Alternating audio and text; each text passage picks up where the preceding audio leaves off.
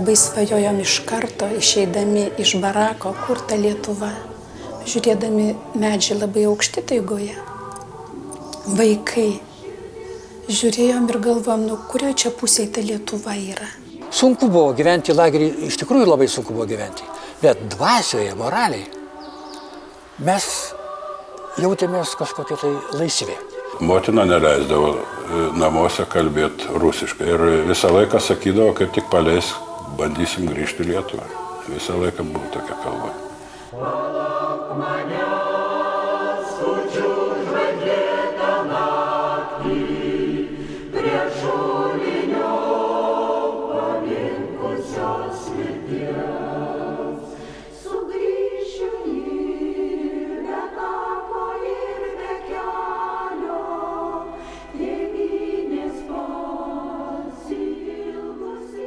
Dalis žmonių sovietmečių grįžo į Lietuvą. Vienų neleido į Lietuvą, jie apsistojo kaimyninėse mūsų valstybėse, Latvijoje, kitur, vis tiek arčiau namų.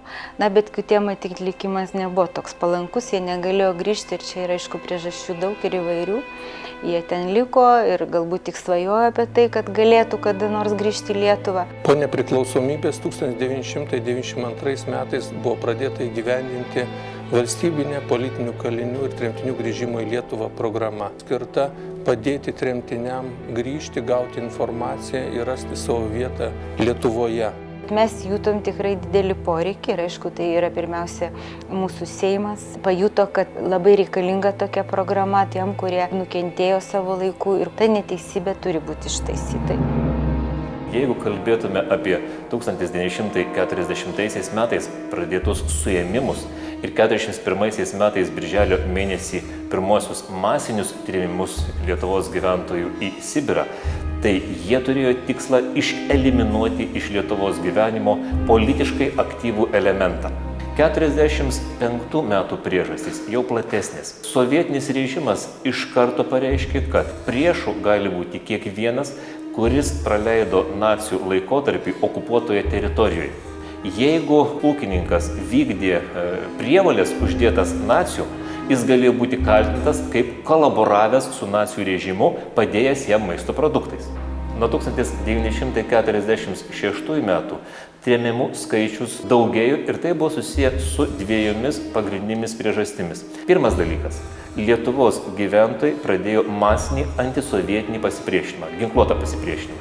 Jų rėmėjai automatiškai buvo uždaromi, siunčiami. Toliau, prievartinė kolektyvizacija atvedė prie to, kad Lietuvoje atsiranda kategorija valstiečių ūkininkų, kurie visapusiškai kritikuoja šitą sovietinį režimą. Ir tada 1948 metais masinė pati didžiausia Lietuvos istorijoje tremtis į Sibirą. 1949 metais dar vieni dideli trėmimai. Ir tada Lietuvos valstiečiai ima galvoti, kolūkis Lietuvoje ar tremtis Sibirė.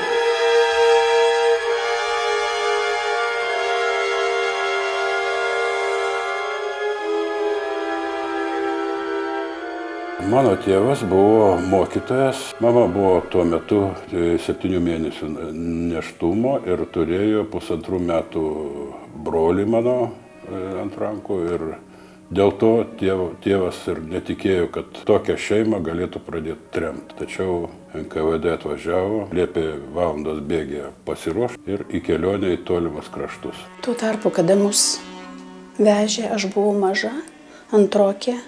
Labai pergyvenau, kad iš tiesų jau mus išveža ir aš niekada nenueisiu į mokyklą.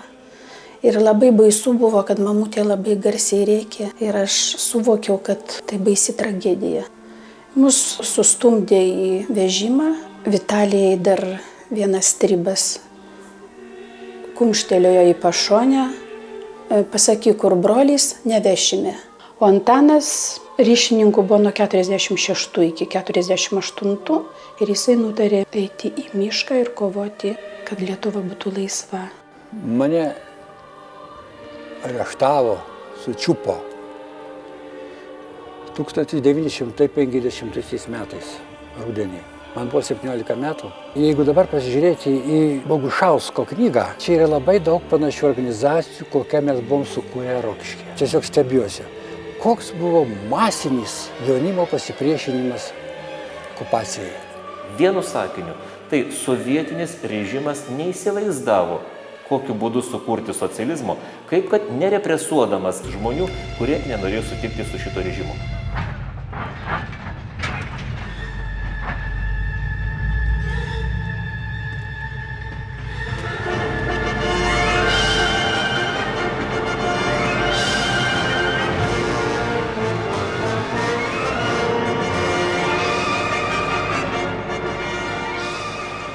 Vežė mus labai ilgai, patalpino į gyvulinį vagoną, labai daug žmonių buvo, labai verkė žmonės, kai kurie giedojo giesmes ir mums vaikams buvo labai liūdna, buvo mažų vaikų. Buvo net tokių, kad net nevaikščiojo. Ir kelionės metu mirė viena mergaitė, neprisimenu, gal pusės metukų. Sąlygos buvo antisanitarinės. Tai galima įsivaizduoti ir tų vaikų buvimą vagone, ir suaugusių, nei nusipraust. Tualetas buvo tokia skylė padaryta grindinį vagone. Ir praktiškai tai žmonės ir viduriavo, nes buvo maistas labai prastas ir vaikučiai sirgo. Gimiau aš pakeliui faktiškai į aną pusę. Barnaulė buvo toks laikinas punktas, rinkosi jau vergus, kas į kolūkius, kas į miškus, kas į gamyklas. Ten toks barakas buvo, 3 aukštų mediniai narai, ten paskirstyta, tautas naras, tautas. Tai va, ant tų vienu iš narų aš ir gimiau. Pakeliui po to jau vežė toliau į taigą, į miškus darbams, šeimyną. Kad gimimo liudijimo, tai ten net nebuvo nei kalbos, nes iš karto visiems buvo pasakyta, kad jūs čia atvežti visiems laikam, niekur jūs iš čia neišvažiuosite. Tokių dokumentų net nereikėjo. Mus išlaipino tenai su daiktais ir liepė eiti į tuos barakus. Jokių kambarių nieko, ten tik sienos, matėsi samana tarp sėlių.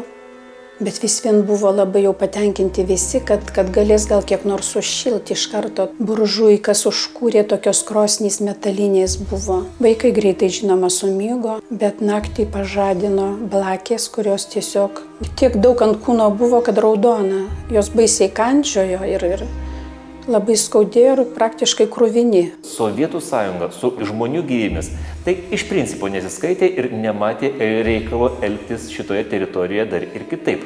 Kitas dalykas.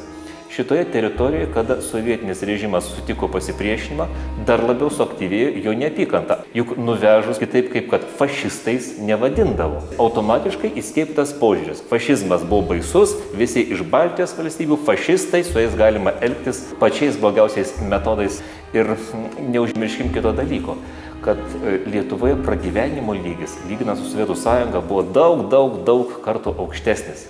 Ir kada Sovietų sąjungos, tarkim, gyventojų, kuris gaudavo to vadinamojo geležinkelio stotyje kipetoko, tai yra karšto vandens, ten kiek ten puodelį, kuris užklausdavo duoną ir jam atrodė, kad jis pavalgęs, tai lietuviui tai buvo neįsivaizduojamos pragyvenimo sąlygos.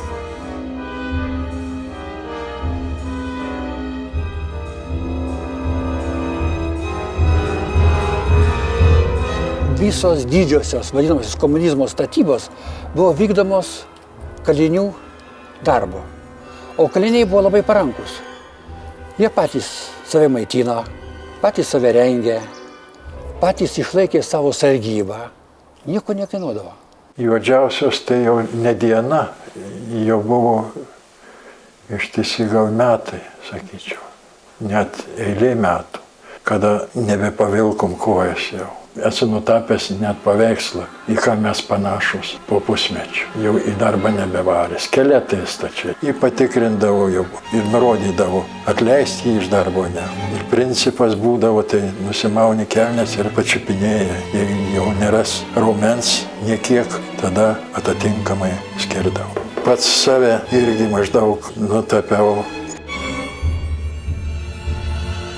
Paėmė į Barnaulo aliuminio gamyklą, su neštuvais nešė išlydytą aliuminį, partneris paslydo ar kas ten atsitiko, buvo nudeginta koja iki kaulo ir paguldė į jau vietiniai ligoniniai, nebegyvens jisai. Mano mama pakvietė jau, reiškia, atsimti. Tai jinai irgi net pažino jo, kadangi ant tiek buvo ištinęs, kad metaliniai virbai buvo įaugę į galvą. Taip. Man teko pabuvoti vario kasyklose.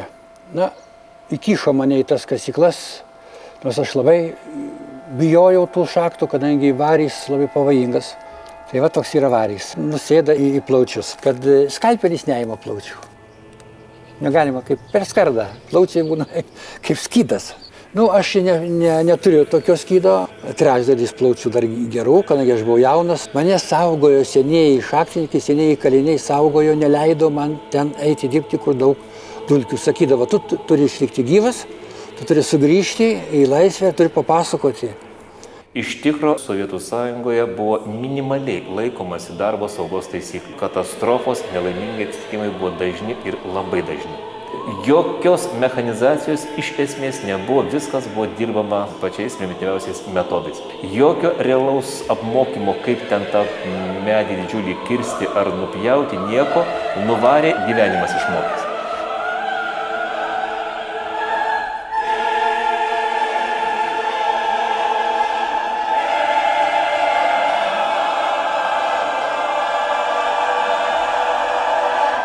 Vien tik tai tremtyje mirė apie 208 000 Lietuvos gyventojų. Nuo išsekimo, nuo neprivalgymo, nelaimingo atsitikimų. Ir čia yra irgi tam tikras požiūris nesiskaitimų su žmonėmis.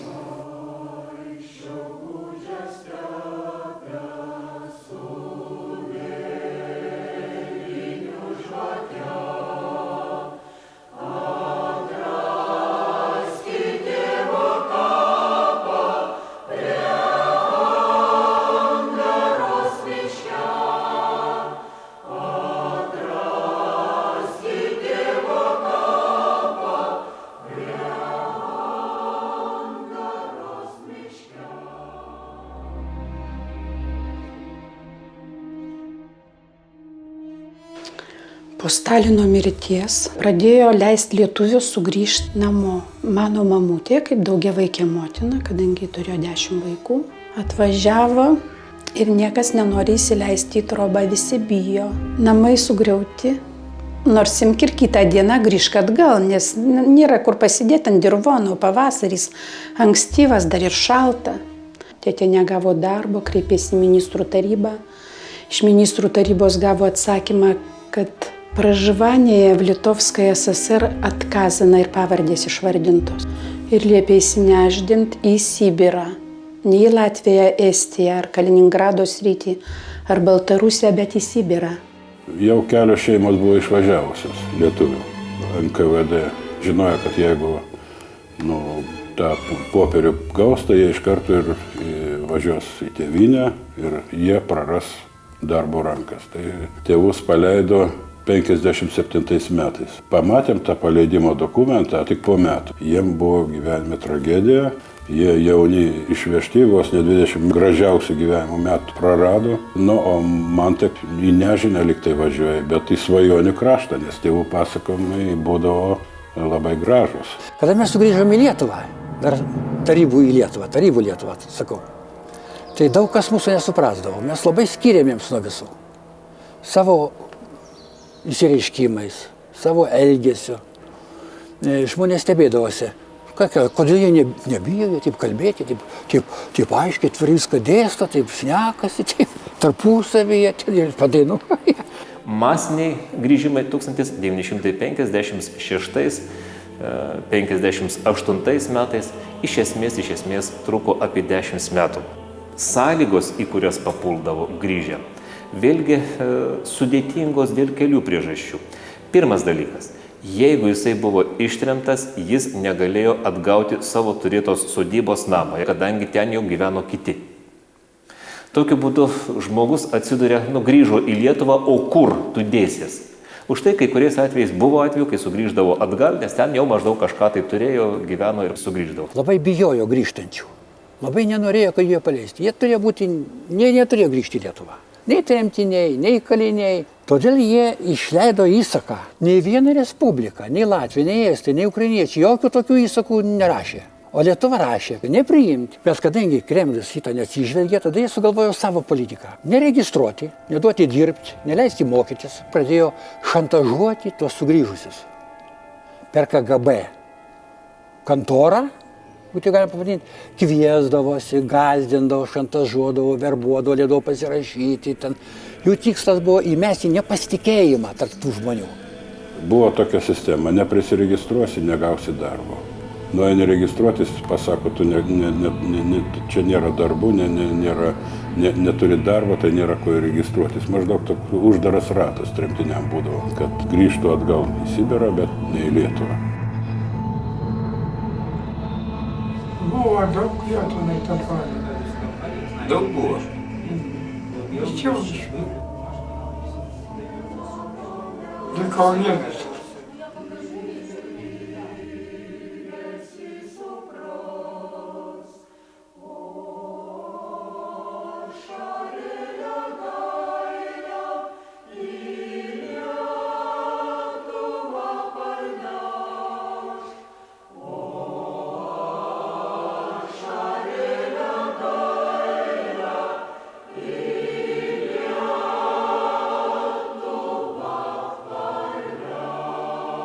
Šiuo metu vykdoma programa susideda iš keletą priemonių. Ir pati pirma priemonė, tai mūsų specialistai vyksta į tremties vietas, į bendruomenę, skleidžia informaciją apie Lietuvą.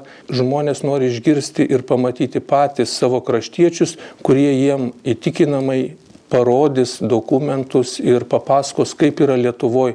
Danovikstais Vilnius. Pagrindinis dalykas, dėl ko žmonės negalėjo grįžti ilgai, gal ir norėdami į Lietuvą, tai yra gyvenimas. Kur gyvensi? Pirmas klausimas. Ir tai, kad valstybė įsipareigojo tuos grįžtančius žmonės ir jų šeimas aprūpinti būstu, aš manau, kad viena iš tokių pagrindinių tos programos privalumų. O per tą metų programą nuo 2002 iki 2007 buvo aprūpinta 1800 asmenų. Tai nėra taip mažai. Žinoma, dar reikia labai nemažai aprūpinti, nes stovi žmonės eilėse, ne iš karto gauna būstą, reikia palaukti. Žmogus atsistoja savivaldybėje eilėje, dar turi galimybę, jeigu jis neturi gyvenamos vietos, gauti laikiną būstą. Tai yra normalus standartinis 60 butų namas, 1, 2, 3 kambarių butai. Ir pagal šeimos sudėtį gauna ir atitinkamo dydžio butą. Tiesiog tai nėra jų nuosavybė, tai yra laikinai išnuomojama. Ir jie gyvendami tuose laikinuose namuose, stovi eilėse savivaldybėje, laukia, kol jom bus skirtas butas. Esant poreikiam, tuose namuose yra aprūpinami tremtiniai ir baldais ir būtinom kitom priemonėm, kadangi ne visi turėjo galimybę atsivežti arba tiesiog neturėjo lėšų įsigyti. Ir programa irgi numato jo išlaidas, jo kelionės išlaidas, daiktų pervežimo išlaidas kompensuoti irgi iš programos lėšų ir atvykus į Lietuvą gauti vienkartinę pašalpą įsikūrimui. Iš tos pašalpos žmogus susiperka trūkstamus daiktus. Mes čia gyvenam nuo pernai metų rugsėjo mėnesio. Tie galėjo rašyti prašymus į savivaldybę ir mes taip ir padarėm. Laimė nusišypsojo. Nesupratau, ar kas pajuokavo, sako, ar čia ką dabar laišką gaunam, nu kaip čia dabar yra. Tas laiškas klaidžiojas čia po tremtinių namus, aš Kaune gyvenau.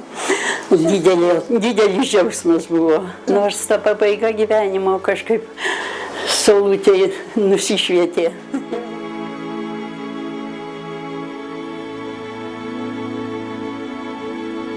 Taip pat yra tremtinių namai. Jeigu grįžta, tai yra kaip senelių namai. Tokiam jau tremtiniam, kurie grįžta ir negalintys vieni gyventi, tai jie tada gali apsigyventi tuose senelių namuose, tremtinių namuose. Toliau tremtiniai gyvendami gauna valstybės paramą, siekiant juos įdarbinti ir surasti vietą visuomenėje. Stengiamės, kad jisai gautų, jeigu jis jos neturi, tai specialybė, kuri reikalinga Lietuvoje. Tai yra perkvalifikavimo kursai, lietuvių kalbos kursai. Aišku, yra dar papildomos priemonės, ko tikrai žmonėms trūksta atvažiausiam, ypač iš atkampių vietų. Tai labai dažnai darbe yra reikalinga kompiuterinės žinios arba anglų kalbos poreikis. Tai irgi yra numatyta programoje, kad jeigu žmogui reikalingos tam tikros specializuotos žinios, jį galima siūsti kursus, jeigu jis tik gauna darbą. Taip pat yra atveju ir man pačiai teko susidurti su Kazachstano lietuvių bendruomenė, kur grįžta ne tėvai, pirmiausia ne tėvai, o vaikai. Vaikai maži, bet jie jau grįžta ir gali mokytis lietuvių namuose, lietuvių mokykloje. Mes ją remiam iš programos lėšų. Bandom sudaryti sąlygas bendrabučiuose tokias, kad jie jaustųsi kaip įmanoma jaukiau, nes jie maži atvyksta visiškai pirmokėliai į Lietuvą, į visai svetimą jiem kraštą. Ir jie turi čia ne tik tai išmokti kalbos, susipažinti su mūsų gyvenimu, su kultūra, su papročiais, su visko, o mokykla tikrai puikiai ir tą vaikam labai perteikia gražiai, bet jie dar turi, jaustis kaip įmanoma tokioj naminėje aplinkoje.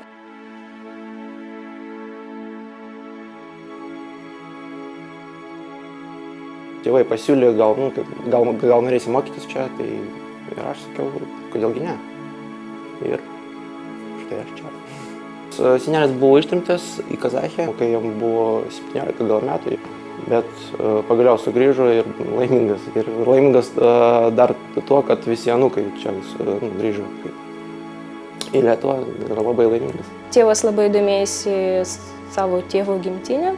Ten atvažiuodavo žmonės iš Lietuvos, pasakodavo, kad čia taip ir taip, kad padeda tremtiniams, kad yra tokia mokykla, taip mes čia ir atsiradome. Kai čia atvažiavo, aišku, buvo sunku, tai padėjo tremtinių tas fondas, buvo suteiktos sąlygos, kad apgyventinti mus čia.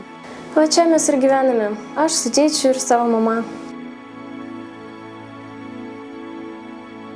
Kai man buvo 10 metų, tai be abejo nebuvo tokių minčių, kad atvažiuoju į protėvių žemę.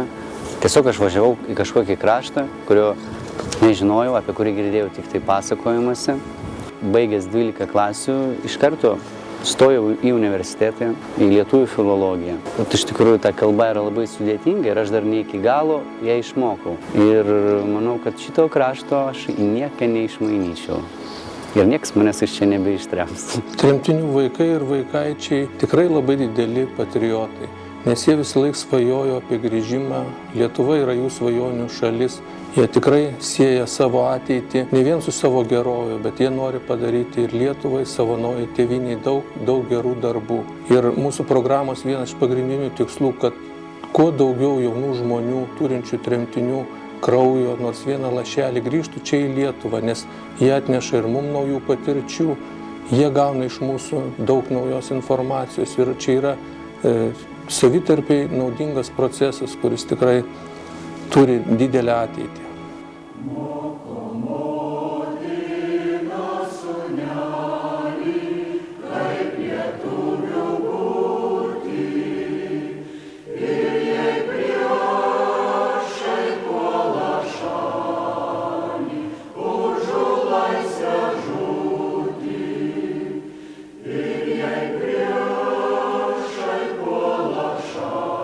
Beveik 70 skiria mus nuo Lietuvos tragedijos, kurią šiandien minime. Prisimenam ir pagerbėme nužudytus emigracijoje užgesusius tautiečius, kurie pusę amžiaus buvo šmeižiami ir niekinami.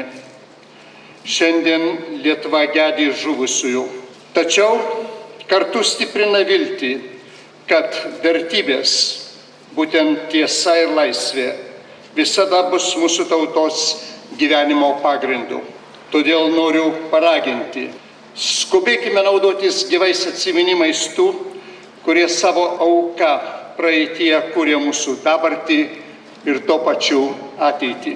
Juk prieš 17 metų, liudydami Lietuvos nepriklausomybės atkūrimą, liudijome ir genocido aukų vardu.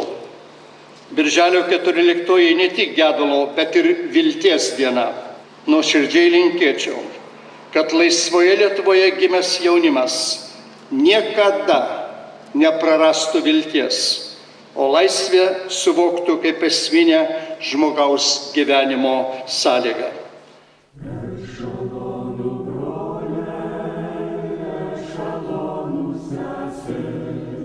Niekam neišdavė.